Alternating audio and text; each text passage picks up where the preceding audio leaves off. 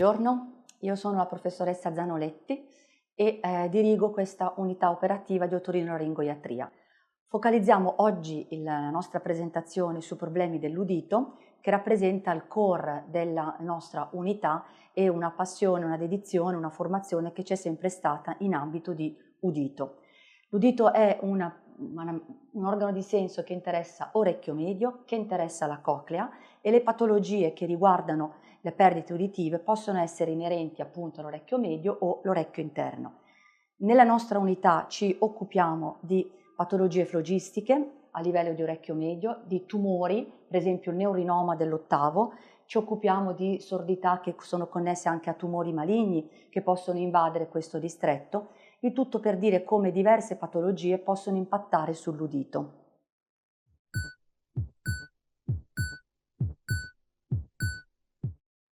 I pazienti che si rivolgono alla nostra unità operativa sono pazienti che lamentano perdita uditiva e non sempre sono i pazienti anziani, ma tante volte sono anche giovani, e noi sottolineiamo molto come sia importante cercare di avere un buon udito affidandosi anche a quelle che sono oggi le tecnologie a disposizione. Noi con la chirurgia possiamo risolvere molto spesso le patologie che riguardano l'orecchio medio, come il colesteatoma, possiamo curare il neurinoma cercando magari di preservare laddove possibile l'udito o riabilitarlo in qualche forma. Possiamo trattare la patologia oncologica, però ripristinare l'udito con la restituzione ad integrum non è una cosa sempre possibile e quindi ci si affida alla riabilitazione uditiva.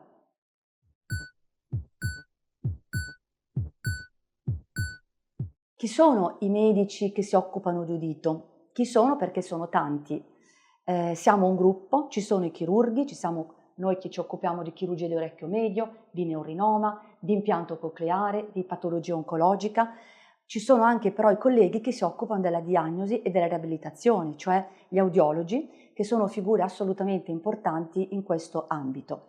Occuparsi di udito significa avere anche tecnici audiometristi, avere logopedisti, avere tutto un gruppo che fortunatamente c'è nella nostra unità operativa, che ho obiettivamente l'onere e l'onore di dirigere, e questo lavoro di squadra è veramente importante perché il paziente abbia una buona gestione dalla diagnosi al trattamento e alla riabilitazione.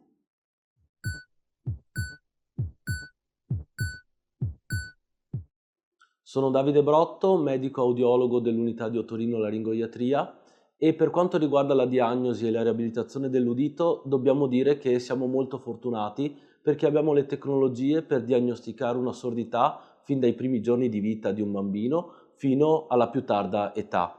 Abbiamo vari tipi di strumenti di tipo oggettivo e soggettivo che abbiamo a disposizione nella nostra unità operativa per fare diagnosi di qualsiasi tipo di perdita uditiva.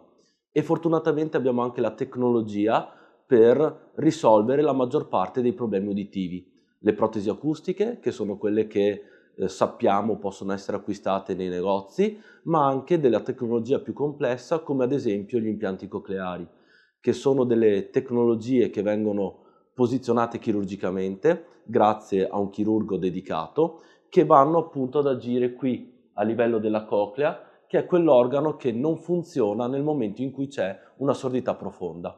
Grazie alla collaborazione tra noi medici audiologi, i chirurghi otorinolaringoiatri e il personale tecnico audiometristico e logopedistico, i pazienti fanno poi un percorso di riabilitazione che li aiuta a recuperare la loro funzionalità uditiva e nei bambini anche la capacità di sviluppare il linguaggio.